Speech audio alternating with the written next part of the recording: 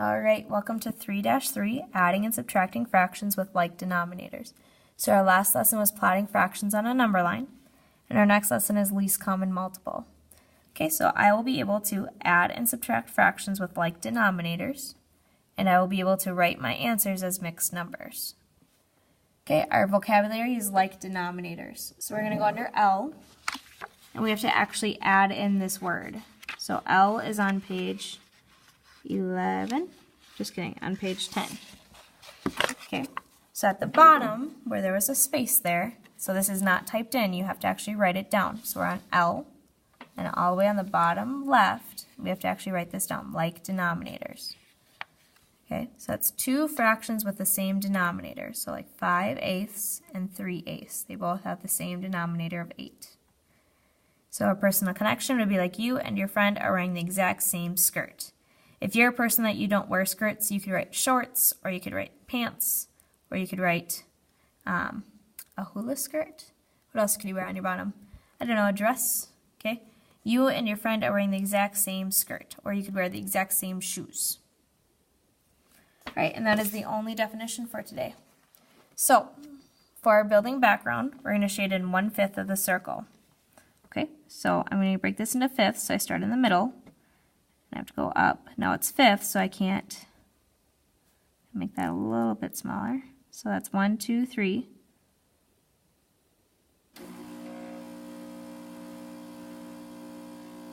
Yep.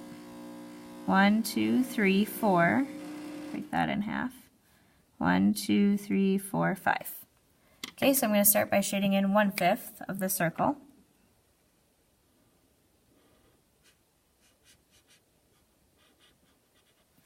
Now I'm going to shade in 2/5 more.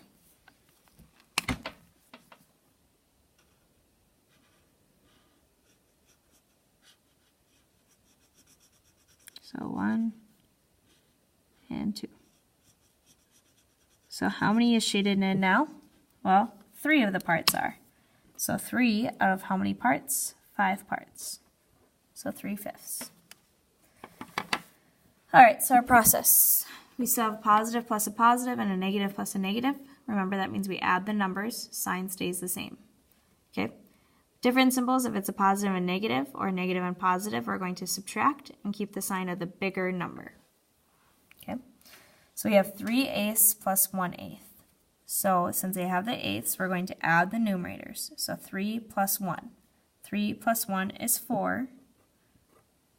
And then the denominator, we just keep the denominator, so we have 8, so 4/8. We need to simplify it or write as a mixed number. This is a proper fraction. The numerator is smaller than the denominator, but we need to divide it by something that goes into both. So I know they're both even, so I'm going to start by dividing by 2. So 4 divided by 2 is 2. 8 divided by 2 is 4. Oh, I can still divide them by a number. So 2 divided by 2. They're both even still. So 2 divided by 2 is 1, and 4 divided by 2 is 2. So instead of dividing by 2, you could have just divided by 4. If you wanted to do that, that would be fine. So number 2, evaluate the expression -4/5 plus 3/5. So we're going to add the numerators. So that's really doing -4 plus 3. So we have a positive and a negative, so we're going to subtract. 4 minus 3 is 1, and I have more negatives. I have 4 negatives. So that's going to be -1 over, and we keep the denominator, 5. So we have -1/5. Now when we rewrite this, that negative usually jumps to the side. So we'd say -1/5, like that. Okay, that was kind of spacey out, but that negative would go nearby. It's okay, leave it on the top, but we never want it on the bottom. Okay, number 3, evaluate the expression. The first thing we're going to do is change subtracting to adding the opposite. We're still doing that. So 5/9 plus -2/9. So now we're adding the numerators, 5 plus -2. So since one's positive and one's negative, we subtract. So 5 minus 2 is 3. And I have more positives, so it stays +3, over the denominator, which is 9. So what goes both into 3 and 9? Well, 3 does. So I'm going to divide top and bottom by 3. So 3 divided by 3 is 1. 9 divided by 3 is 3. So I get 1/3. Okay, back page. Whoops, that's got a little see-through there. All right, number 4, evaluate the expression. So add the numerators. So these ones are both positive, so 9 plus 10 is 19. And then I keep the denominator, 13.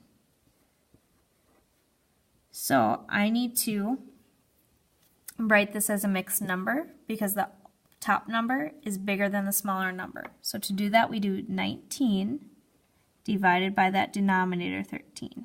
So how many times does 13 fit into 19? Well, it only fits in once. So 1 times 13 is 13. So I subtract 9 minus 3 is 6. And 1 minus 1 is nothing, so I just get 6. So I'm going to write that as a fraction. 6 over, what did we divide by? 13.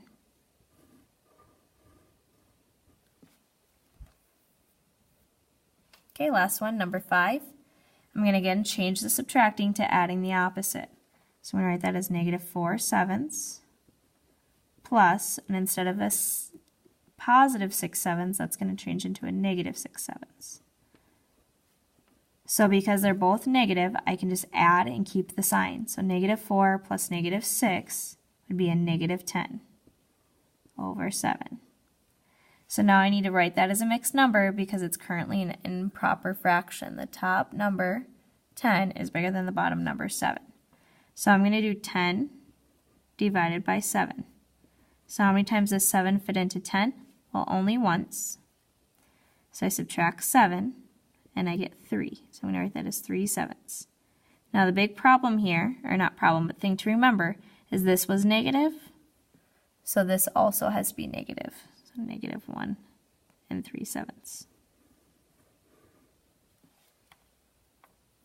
Okay, when adding fractions with like denominators, we add the numerators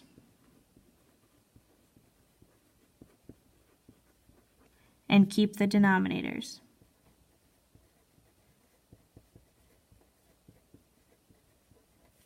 We have to remember to write our answer.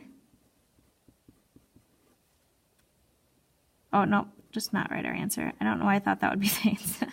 Simplify. Sorry. Simplify our answer. Or write as a mixed number.